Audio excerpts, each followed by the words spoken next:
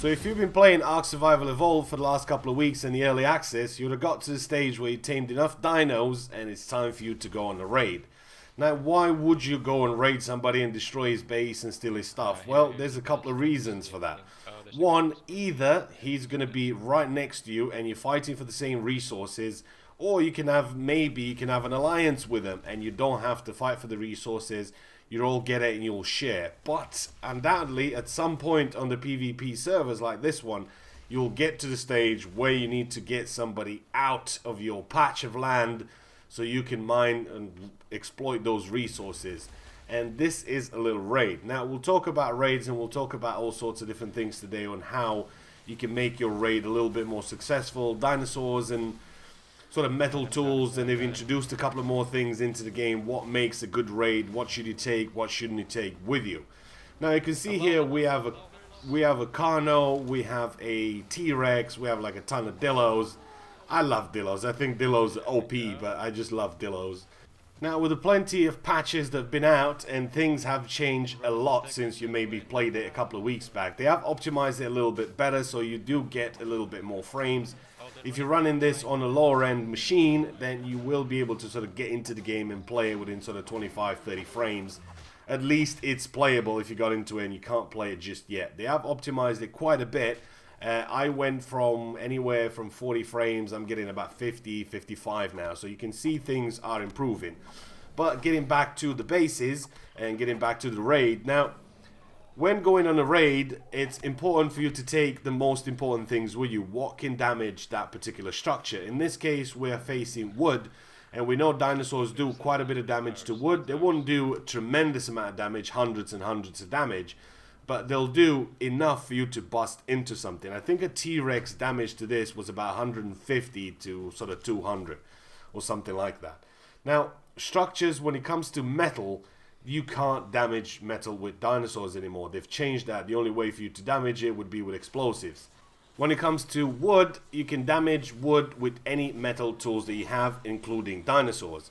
Now, I've noticed a big trend lately that nobody really bothers with dinosaurs anymore. Everybody kind of goes for flyers. They go for eagles and stuff like that because they have like a ton of stamina and they do quite a bit of damage. And one of the sort of things that they sort of need to look into and address a little bit is them having the ability to just pick you up and take you somewhere up high, drop you off, and that's it, you've died. And also getting inside somebody's base, if you didn't put a roof on it, then you can just get in there with your eagles and you can just mow everything down, and you don't have to worry about your dinosaurs dying or anything because you'll just be flying and the dinosaurs will glitch if you're not online. It's going to be really hard for you to keep your dinosaur pen alive if somebody's attacking them with flyers. Now, I do see a lot of chat going on about the flyers and all that, how they're OP and they can just pick up players and they can just drop him and that's not really a fair fight. But then again, you have to think of the guy taming him, that he's took a couple hours to tame him. He went to the mountain, he's got him leveled up, he's got his stamina up and his strength and his health and all that. So it's going to be a tricky thing for the devs to sort of get to a stage where the flyers are not as powerful as they are, but you don't want to make them sort of completely useless. You just want to make them so you can just fly places. You still want to have it used as a sort of warbird, if you want to put it that way. Now, in the latest patches, they have introduced the stone tier, and this is not complete yet. They still have to do a couple of things to it, but you can make stone walls. Now, having a stone wall, it doesn't require you that many things to have, but it'll require quite a lot of metal tools to break into. Now, the metal tools that you have created for yourself, that being the pick or the axe or the spear, will be able to damage the stone walls, but they will only do 1 point of damage. So that's kind of pointless in a way going in there because you're probably going to need 10 picks and a lot of hatchets and you're going to waste a lot of metal to get into somebody's base. And again, it'll not be worth it for you because you'll get just resources that you can get easily yourself without having to raid anybody.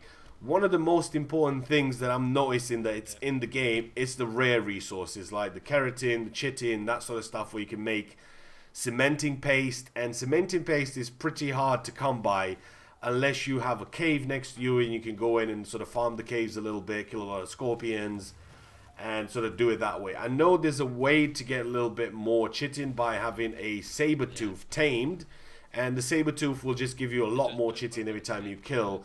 a scorpion. So you can get anywhere from 6. I mean, there's a picture on the internet, guy getting 44 chitin off a scorpion. So yes, you can get lucky getting that, and you can start making cementing paste.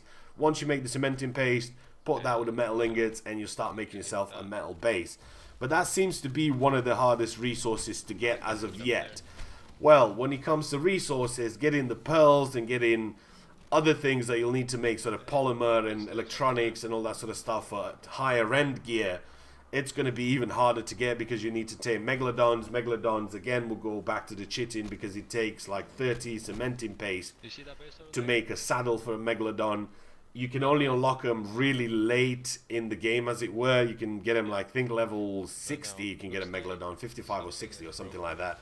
So you could tame one really early on, but you won't be able to put a saddle on him unless somebody on your team is high enough rank, or level, should we say, so you can get it. Although, like I said, it does cost quite a lot of cementing paste, and there's a lot of resources involved. But in the long run, having a megalodon is going to be pretty good, because you can get pearls, you can get sort of important things that you'll need for later on down the game. When it comes down to making electronics or something like that, like your generator and electrical appliances and stuff like that, you will need pearls, and you'll need to craft sort of different things with it. But that's it for me for today. Look out on Facebook and Twitter. There's going to be 5 and 5 respectively codes, Steam codes, courtesy of G2A. If you want to get your own codes, it's 10 random Steam codes for like $4.